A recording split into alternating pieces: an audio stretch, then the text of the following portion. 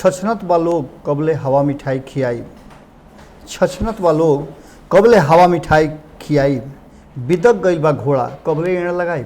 गोड़ लागत नहीं हियरा से अभिनंदन बरगोलो के अपना कार्यक्रम जना के नाम हो खूटा ठोक के रोज देख लो कब कि हेडलाइन में का लिखल बा, नीतीश कुमार के अलगे तैयारी बा। ये तैयारी में का बा और काहे अलगे तैयारी बा, ये बात राउर जानल बहुत जरूरी बा। रुआ लोग में से बहुत लोग ये बात कहत हुई कि नीतीश कुमार बाड़े तो भरोसा बा, नीतीश कुमार बाड़े तो बिहार के विकास बा, नीतीश कुमार बाड़े तो सुख शांति बा, नीतीश कुमार बाड़े तो भरोसा बा। बाकी नीतीश कुमार बाड़े तो भरोसा बा, ये बात बीतल हो गई बा। ये हम नहीं की कहत, ये कहे वाला रउए लोग में से बहुत लोग बा। खास करके अगर बात करी विपक्ष के या फिर नीतीश कुमार के साथ के लोग के, तो वो भी लगभग यह बात कहते रहे। लेकिन ये सब के बीच में नीतीश कुमार 2020 के चुनाव कैसे लड़िए, का तैयारी कैले बड़े और कौना तरीका से वो अपना दोस्त और दुश्मन दोनों में उभर के सामने आई हैं, एकच हो जाई हैं और जनता के उनका पर फोकस हो जाई, एक तैयारी चल रहा बा। एक साथ एक और बात बा कि बार बार हमने के जौन संदेह व्यक्त करते हैं या भारत लाइव कर रहा बा और राजनीति के जानकार भी कर रहा बा कि नीतीश कुमार वो फेरा में बा कि चुनाव के बाद भी जौन असल चाबी बा वो उनके हाथ में रहो, सत्ता के चाबी उनका से छटको मत। 2015 में ये प्रयोग हो चुकल बा, एक पहले 2005-2010 में भी वो लगातार ये प्रयोग के करते रहे। भले भारतीय जनता पार्टी समझ के भी ना समझ बन रहे, वो अलग बात बा। कुछ डर नीतीश कुमार के भीतर भी बा, वो डर नीतीश कुमार के मजबूर करता कुछ अलग से योजना बनावे खातिर। लोग देख लो कब कि पूरा प्लानिंग वे में जब उनका ये बात के भरोसा हो गई कि लालू प्रसाद के पास कोई विकल्प नहीं है नीतीश कुमार के सहयोग करे के साथ देवे के अलावे, कारण कि लालू प्रसाद भारतीय जनता पार्टी से बहुत त्रस्त रहन। वो हर स्थिति में चाहत रहन कि भारतीय जनता पार्टी के सामने से हुले ले करे खातिर केहू आदमी होके, और नीतीश कुमार 2013 में कह दिले रहन। अब नीतीश कुमार पूरा प्लानिंग बना ले कि कहीं भी रास्ता बनी तो लालू प्रसाद के और कांग्रेस के उनका समर्थन सपोर्ट करे के पड़ी, कारण कि भारतीय जनता पार्टी के सरकार ना बने दी लोग बिहार में। और यह बात भइल भी, प्लान उनकर भीतर भीतर पूरा मजबूत बन रहे। 2015 में भी रुआ लोग देखनी कि प्लान उनकर बहुत मजबूत रहे। हालांकि एक बात बहुत मजबूती से रुआ समझ सकिले, और यह डर भी नीतीश कुमार के बा। उनकर 5-6 गो डर बा, 5-6 डर के समाधान खोजता रहा। एक समाधान तो उनका लगे ऑलरेडी मिल गई बा कि भारतीय जनता पार्टी उनका नाम के घोषणा कर दिले बा, तो बिहार के जनता के सामने अब विकल्प के रूप में नीतीश कुमार के बदले एनडीए में केहू नहीं है। एहिया से तो उनकर जो शक सुभा रहा वो दूर हो गई बा। लेकिन 2015 के चुनाव में नीतीश कुमार के जीत और हार के बीच में जोन कड़ी रहे, वो कड़ी में कहीं ना कहीं नीतीश कुमार जब भी देखत हुई हैं तो उनकर मन झमान जरूर हो जात हुई, कारण कि लड़ाई भई रहे। वो घड़ी नीतीश कुमार 10 साल के शासन पूरा कर चुका रहन। इस बीच में उनकर करीब 2 साल के शासन और एकच भी रहे 2013 से 2015 के बीच में।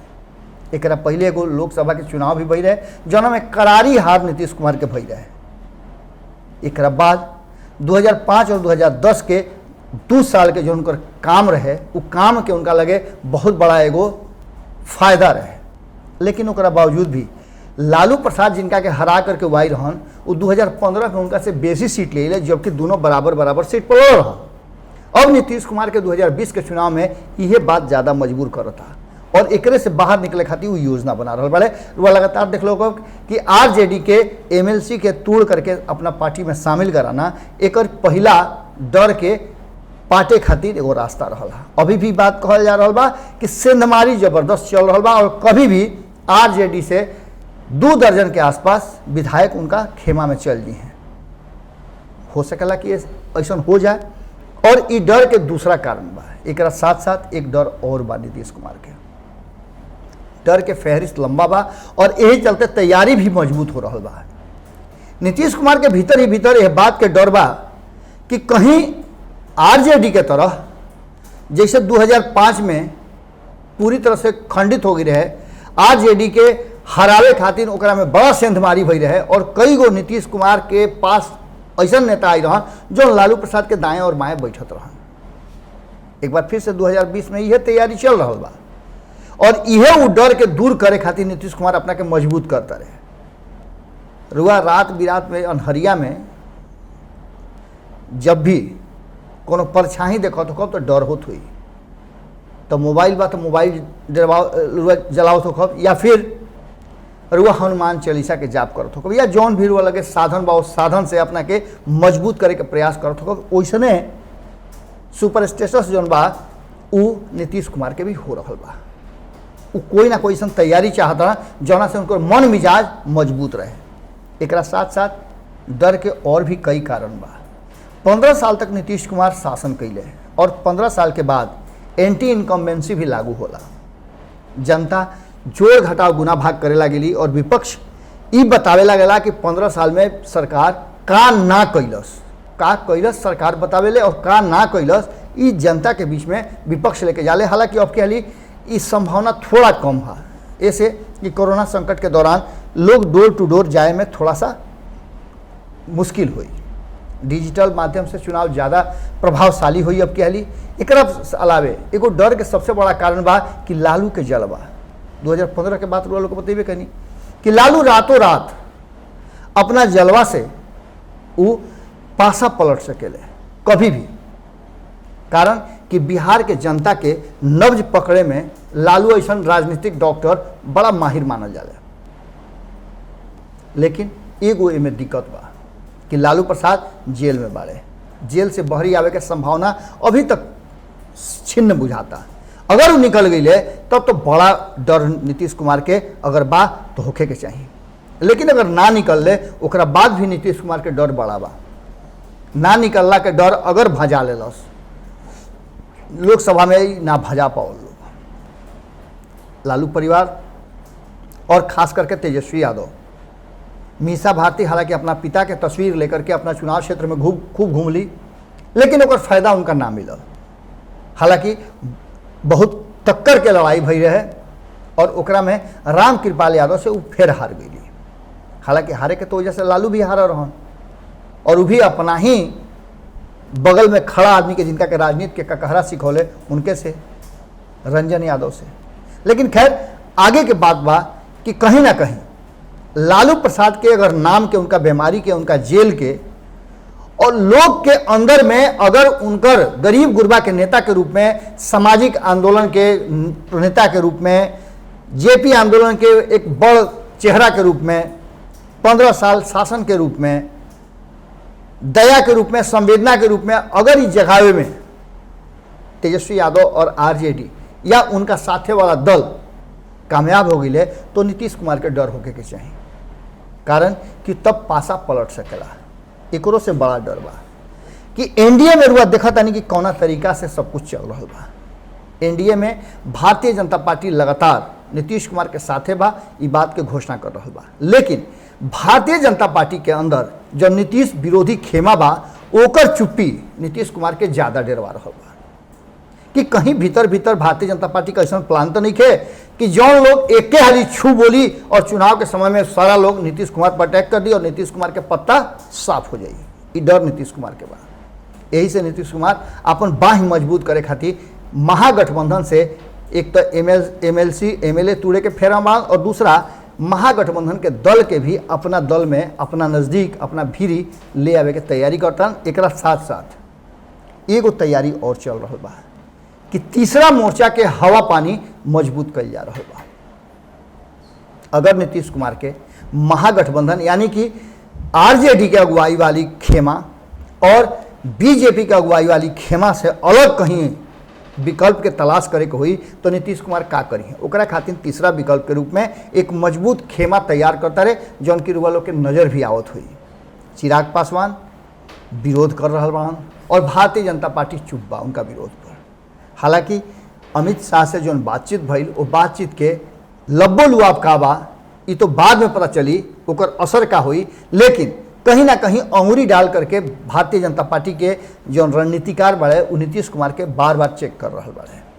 सुशील मोदी लगातार हमलावर बाड़े आरजेडी पर, लेकिन भारतीय जनता पार्टी के और भी नेता के रुआ देख लो कब कि आरजेडी पर हमला कम होता और प्रधानमंत्री नरेंद्र मोदी के योजना, उनकर क्रियाकलाप, उनकर शैली के प्रचार ज़्यादा हो रहा बा बनिस्पत नीतीश कुमार के 5 साल के और 15 साल के शासन के। इस सब बात के बाद एगो सबसे बड़का बात बा कि नीतीश कुमार जौना तरीका से अपन सत्ता के आगे लेके बढ़त रहे, उनका यह बात के डर बा कि ई जौन 15 साल के पोल खुल गई बा नीतीश कुमार के सुशासन के, न्याय के साथ विकास के, सबके समानता के, रोजगार सृजन के, ये सब के पत्ता पोल खुल गई कोरोना संकट के दौरान। और कहीं ना कहीं हमें बड़ा भूमिका प्रधानमंत्री नरेंद्र मोदी के भी बा, जो नीतीश कुमार के पूरी तरह से एक्सपोज करवा दिले। कैसे? तो एक बहुत हिडन एजेंडा बा।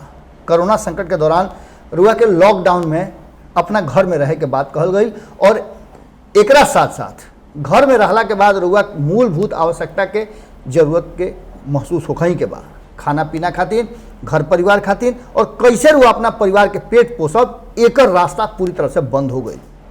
फैक्ट्री बंद हो गई, देश भर में लॉकडाउन लागू हो गई और ऐसा स्थिति में बिहार से जो करोड़ों के संख्या में मजदूर अलग अलग राज्य में काम करते रहन, वो वापसी के चिल्लाए लगले। उनका खाना पीना के दिक्कत हो गई, उनका परिवार के भोजन पानी के दिक्कत होके लागल और ये सबसे बड़ा कारण हो गई लोग आवे खातिर जिद करे लागल। नीतीश कुमार पहले कहले कि ना ले आई, फिर बाद में ले आवे के प्रयास कैले और ले अइले, तो अब वो लोग के रोजगार के समस्या सबसे बड़ा हो गई बा और ये वोटर भी बाड़ा। ना ये स्टूडेंट बाड़े, ना ही वो खाता में आवता रहे जौन की वोटर ना हो खस, इस सारा लोग वोटर बा। और ये वोटर के साथ साथ इनका परिवार के एक व्यक्ति पर अगर 4 लोग भी मान ली तो इस संख्या नीतीश कुमार के हरावे खातिर काफ़ी हो रहा बा।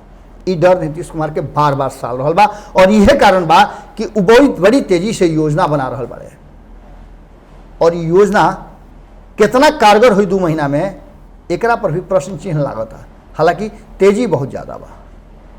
अब एकरा पर पूरा दारोमदार नीतीश कुमार के फसल बा। कहीं यह लोग के मन मिजाज बदल गई और बदले में विपक्ष कामयाब हो गई तो नीतीश कुमार के अब कहली गोटी लाल होके के जगह पर करिया हो जाई, यानी कि उनका मुख्यमंत्री के रास्ता में बड़ा अवरोध पैदा कर सकेले। ई जौन वापस आइल श्रमिक बाड़े, हालांकि इनका खातिर बहुत सारा प्रयास चल रहा बा।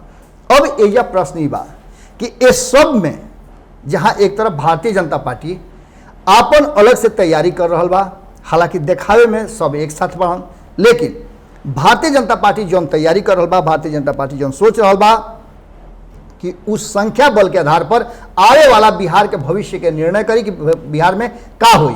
कारण कि सत्ता में आवे खातिर भारतीय जनता पार्टी हर हद तक जा सकेला। रुआ कई राज्य के उदाहरण बाड़े, महाराष्ट्र अभी ताज़ा उदाहरण बा, एक बाद रुआ देख लो कि मध्य प्रदेश में का भइल, ताज़ा उदाहरण बा। अलग अलग उदाहरण हर जगह बा और ये उदाहरण बिहार में भी हो जाए तो कोई बड़ी बात ना हुई। कारण कि 2015 के बाद 2017 में कैसे सब कुछ बदल गई रातों रात, इन रुआ लोग से अछूता नहीं के। अलग अलग राज्य के का कहीं बिहार में भी जब सत्ता परिवर्तन हो सकला, नीतीश कुमार ऐसा आदमी जो क्रिया कहट खैले रहन बीच सदन में कि जीते जी अब भाजपा के साथ ना जाई, वो जा सकेले तो कुछ भी हो सकेला। आवे वाला चुनाव खातिर नीतीश कुमार के डर बहुत बड़ा बा और ये डर से कैसे बाहर निकली हैं, बिहार के जनता से कैसे आंख मिलई हैं, ये एगो बड़ा प्रश्न बा। और एकरा में तेजस्वी यादव कितना बड़ा, भारतीय जनता पार्टी तो हिडन बा, लेकिन सामने से तेजस्वी यादव जो उनकर लगातार हमला कर रहा बाड़े, बड़ा विरोधी के रूप में सामने खड़ा बाड़े, उनका से कैसे निपटी हैं, इहो बड़ा प्रश्न बा। यह प्रश्न के साथ रुआ लोग के छोड़ के जाता नहीं, खूटा ठोक के एक कार्यक्रम में रुआ अपन विचार जरूर रखब। ये विश्लेषण कैसा लागल ये जरूर बताई सब है, ऐसे कि जैसे ही बताई वैसे ही एकरा पर नया हमनी के तरीका से भीतर जा करके, भीतर खाना से खोज के, सोच के और छानबीन के रुआ लोग भी खबर लेके आई जा। चुनावी समर में हमनियों को उतर गई बन जा, कारण कि रुआ तक हर वो बात पहुँचावल जरूरी बा जौना बात से बिहार के विकास होखे और रुआ वोट देवे जब जाई तो रुआ मन में यह बात के पूरी तरह से मजबूती होखे कि जेकरा के रुआ वोट देतनी वो बिहार के विकास के वाहक बनी। फिर काल भेंट हुई यही ठेहा पर जना के नाम हो खूटा ठोक के गोड़ लागत नहीं।